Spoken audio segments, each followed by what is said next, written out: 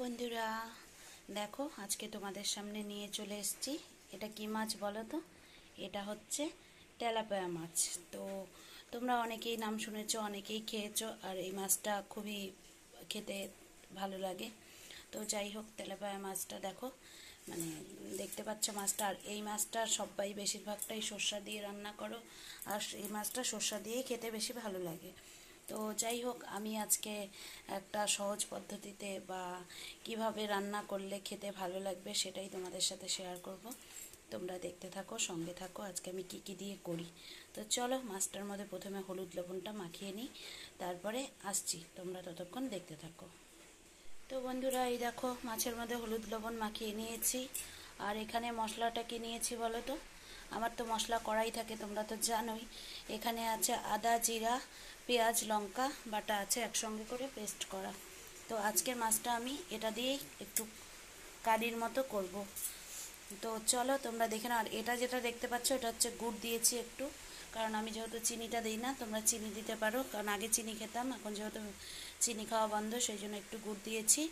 আর এখানে হলুদ দিয়েছি, লবণটা অ্যাড করে নেব। তো চলো, এখানে গ্যাসটাও জ্বালিয়ে রাখো, কড়াইটা বসিয়ে নিয়েছি। এখন আমি কড়াইয়ের মধ্যে দিয়ে দেবো হচ্ছে সর্ষের তেল। মাছটা আমি সর্ষের তেলে ভেজে নেব। তো চলো আগে মাছটা ভেজে নিই, তারপরে আসছি। দেখো ভাতটা কি সুন্দর টকবক টকবক করে উতলাচ্ছে, আর আমার ভাতটা কিন্তু প্রায় হয়ে এসছে। তো এদিকে ভাতটা বসিয়ে দিয়েছি, আর এদিকে কড়াইয়ে তেল বসিয়ে দিয়েছি। মাছটা ভেজে মাছটা করব। তো বারবার করে ক্যামেরাটা অন করতে পারছি না, দেখতেই পাচ্ছ। আর এখানে তো সব কিছু রেডি করে নিয়েছি, তোমরা জানোই আমার মশলা কড়াই থাকে ফ্রিজে, তো সব রেডি করেই রেখেছি। আর এখানে বের করেছি বন্ধুরা মাছের মাথা, দেখতে পাচ্ছ। এই মাছের মাথা দিয়েই এই চচ্চড়িটা হবে। তো চলো আমি আগে করতে থাকি, মাছগুলোকে ভেজে নিই, তারপরে আসছি। তোমরা দেখতে থাকো। তো এই দেখো মাছগুলো ভাজা বসিয়ে দিয়েছি, দেখো তেলটার মধ্যে। তো চলো আগে মাছগুলোকে ভেজে নামিয়ে নিই, তারপরে আসছি। তো বন্ধুরা, এই দেখো আমার মাছগুলো সব ভাজা হয়ে গেছে। আর এই দেখো কি সুন্দর করে মাছটা ভেজে নিয়েছি। আর এখন আমি এইখানেই তেলটা আছে, তেলের মধ্যে দিয়ে দেব জিরে ফোড়নে, সাদা জিরা ফোড়নে। তো দেখো সাদা জিরাটা ফোড়নে লাল লাল লাল লাল হয়ে গেছে ভালো করে। এখন আমি মশলাগুলোকে দিয়ে নেব। আর আওয়াজটা কিসের হচ্ছে বলো তো? একে অ্যাডজাস্ট ফ্যান, আর একে বাইরে কিন্তু বৃষ্টি হচ্ছে। তো এখন আমি এখানে বেটে রাখা মশলাগুলোকে দিয়ে দিলাম। আর এবার আমি মশলার বাটিতে একটু করে জল দিয়ে এটাকে দিয়ে দেব, ভালো করে ভাজা ভাজা করে কষিয়ে নেব। তো তোমরা দেখতে থাকো, সঙ্গে থাকো। আমি ভালো করে মশলাটা নেড়ে নেড়ে ঘেটে নিয়ে কষিয়ে নিই, ততক্ষণ তোমরা সঙ্গে থাকো। আর এইভাবে করে খেয়ে দেখবে, ভীষণ ভালো লাগে। যারা এখনো পর্যন্ত করোনি অবশ্যই করে খেতে পারো। তো চলো দেখো করতে থাকি। দেখো আমি মাছটা ভেজে তরকারিটা বসিয়ে দিচ্ছি, মশলা কষাতে দিয়ে দিয়েছি। এখানে মাছ ভাজা হয়ে গেছে, তোমরা দেখতেই পাচ্ছ। তো ওদিকে না বাইরে কি সুন্দর করে বৃষ্টি হচ্ছে, দেখো এই দেখো বৃষ্টি হচ্ছে বাইরে, দেখতে পাচ্ছ। আর আমার জামা কাপড়গুলো সব ভিজছে, কি সুন্দর করে বৃষ্টি পড়ছে। তো দেখো আমার ভালো করে মশলাটা কিন্তু ভাজা ভাজা করা হয়ে গেছে। আর আমি কিন্তু আজকের রান্নাটা না অল্প তেলে করেছি, তোমরা দেখতেই পেলে। মাছ ভাজার যেটুকু তেল বেরিয়েছিল, তেল ছিল, সেই তেলটার মধ্যেই রান্নাটা করেছি।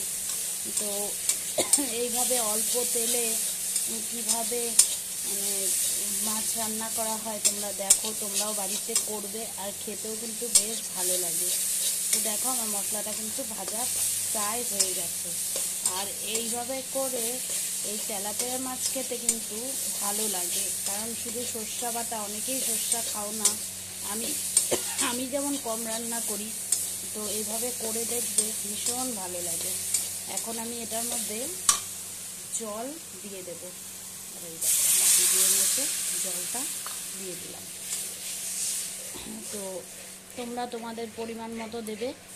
আমি এটা বেশি ঝোলঝোলও করব না, কিছুই না।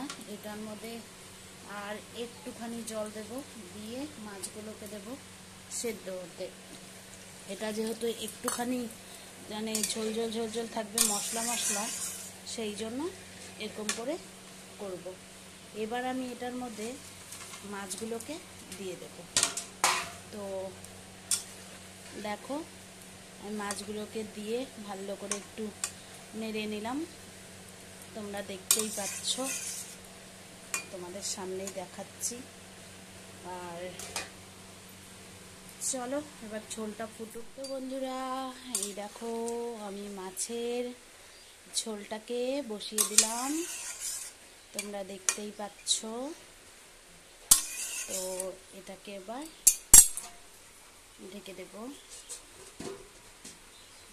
তরকারিটা হোক, ততক্ষণ তোমরা সঙ্গে থাকো। তো বন্ধুরা, এই দেখো আমি মাছের ঢাকাটা খুলে নিয়েছি, আর দেখো আমার কিন্তু তোমার মাছের কারিটা কিন্তু হয়ে গেছে। আর এটা না আর ঝোলটা শুকাবো না, কারণ একটু ঝোলটা টেনে নেবে, সেই জন্য আমি গ্যাসটাকে দেখো সিম করে দিয়েছি। আর এটার মধ্যে এখন আমি একটুখানি গরম মশলা অ্যাড করে নেব, তাহলে কিন্তু খেতে ভীষণ ভালো লাগে। তো এইভাবে তোমরা কে কে খেয়েছো অবশ্যই কমেন্টে জানাবে এইভাবে করে।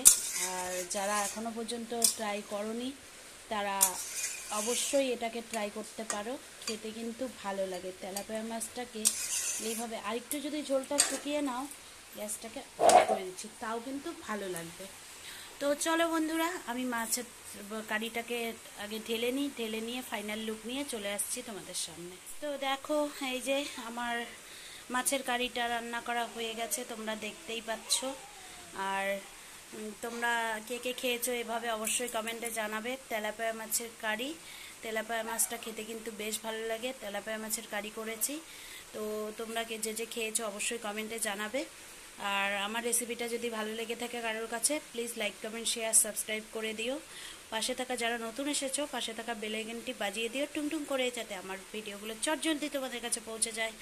চলো বন্ধুরা, আজকের মতো আমি এখানেই বিদায় নিচ্ছি। দেখা হবে আবার অন্য কোনো ভিডিও বা অন্য কোনো রেসিপি নিয়ে। ততক্ষণ তোমরা ভালো থেকো, সঙ্গে থেকো, সুস্থ থেকো।